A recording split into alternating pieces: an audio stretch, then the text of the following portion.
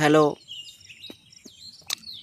আমরা 2022 TET pass বঞ্চিত চাকরি প্রার্থী। আমরা সদ্য 2017-র ঠিক 5 বছর পর 2022 সালে প্রাইমারি পরীক্ষা দিই। সেখানে 2023 সালে 10ই ফেব্রুয়ারি রেজাল্ট প্রকাশ হয় এবং পরবর্তীতে আমরা 2023 সালে সার্টিফিকেটও পেয়ে যাই। সেখান থেকে পর্ষদ সভাপতি আমাদের জানিয়েছিলেন যে আমরা পাস করেছিলাম মোট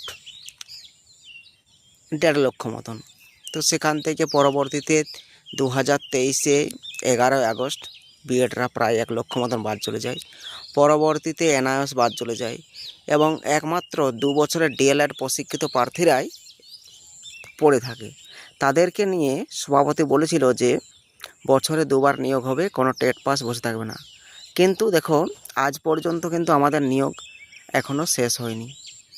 কয়েকটা জেলার ইন্টারভিউ 2025 থেকে 26 সেশনে শুরু হয়েছে এবং এখন কিন্তু স্থগিত হয়ে গেছে। তাহলে পরবর্তী ইন্টারভিউর নোটিফিকেশন আসবে কখন? পরবর্তী ইন্টারভিউর নোটিফিকেশন আসবে এখন তো কিছু বলা যায় না, সম্ভবত ভোটের পর হয়তো কিছু একটা শুরু হবে। তাই তোমরা সকলে ঐক্যবদ্ধ থাকো, জোট থাকো। আমরা চাই সকলেই যাতে 2 বছরের প্রশিক্ষণপ্রাপ্ত যতগুলো ডিএলএড টেট পাস আছে যাতে সবারই একটা কাজে সুরাহা করতে পারি।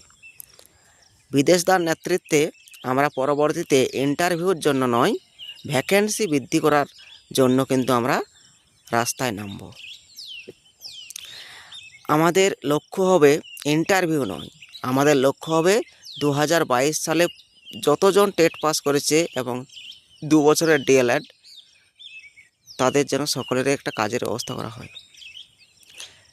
সেখানে কিন্তু কোনো রকম তখন কাট অফ থাকবে না। তোমরা কাট অফ নিয়ে চিন্তা করছিলে তো? দেখো, যদি কাট অফের দিক থেকে দেখা হয়, এর আগের রিক্রুটমেন্টটাই প্রায় 1:1 অনুপাতে চাকরি হয়েছে। 2017 টেট পাস সবাই কিন্তু ভাগ্যবান ছিল, তারা যতজন ছিল ততজনে প্রায় চাকরি হয়ে গেছে। সেখানে ইন সার্ভিস বাদ গেছে, বিএড বাদ গেছে, এনআইএস বাদ গেছে, সবাই বাদ হয়ে এলিমিনেট হয়ে প্রায় 1:1 অনুপাতে ওদের কিন্তু চাকরি হয়ে গেছে। তো তাদের পরিপ্রেক্ষিতে যদি কাট অফ ধরতে যাই, সে কাট অফ কিন্তু আমাদের ক্ষেত্রে একটু হয়তো বেশি হবে। সেক্ষেত্রে জেনারেলদের কাট অফ হয়তো আমাদের সিট কনভার্টের পর থাকতে পারে 32, ম্যাক্সিমাম হলো 32। এসসিদের থাকতে পারে 26 থেকে 29-এর মধ্যে। এসটি প্রায় সবাই হয়ে যাবে। ওবিসিদের 31, 32 এরকম থাকতে পারে। ঠিক আছে বন্ধুরা, আজ এই পর্যন্তই। পরের জন্য